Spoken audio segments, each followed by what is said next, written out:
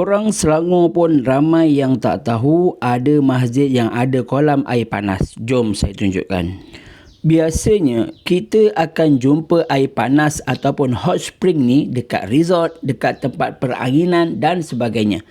Tapi kali ini dekat Masjid Kampung Jawa Hulu Langat, Selangor.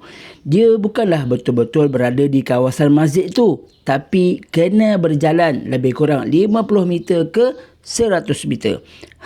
Dah sampai pun. Kata imam di situ, pada asalnya pihak masjid nak cari sumber air untuk pembangunan baru Masjid Kampung Jawa. Maklumlah, kata imam, semakin lama semakin ramai penduduk di sini. Jadi bila korek-korek tanah tu, keluarlah air panas ni. Sekarang tempat ni dibuka 24 jam. Anda boleh datang ziarah masjid, solat, lepas tu mandi air panas. Ada ruang terbuka dan ada juga ruang tertutup. Jadi ikut keselesaan, orang bukan Islam pun dialu-alukan datang. Cuma mohon jaga adab, jaga kebersihan dan pakaian mestilah menutup aurat. Parking pun sangat luas. Dan mandi air panas ni boleh bantu badan kita relax dan tidur lebih baik. Malah ada kajian mengatakan bahawa boleh turunkan tekanan darah. Tapi siapa yang ada penyakit tu, eloklah tanya doktor terlebih dahulu. Jadi kalau anda lalu Hulu Langat, jangan lupa singgah ziarah sambil jaga kesihatan, sambil kita bantu infak pembangunan-bangunan baru Masjid Kampung Jawa Batu 18 Hulu Langat. Di dunia sihat, di akhirat pun selamat.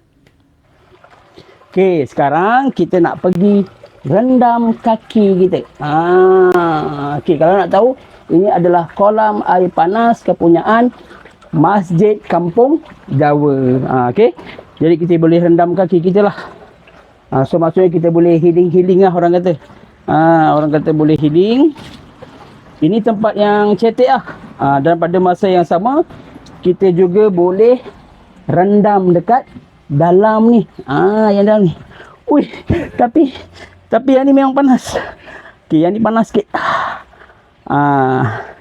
Okey, jadi ni adalah kolam air panas kepunyaan Masjid Kampung Jawa. Jadi sambil kita rendam kaki kita, kita boleh infak dekat dana pembangunan Masjid Kampung Jawa. Sebab Masjid Kampung Jawa nak buat bangunan baru.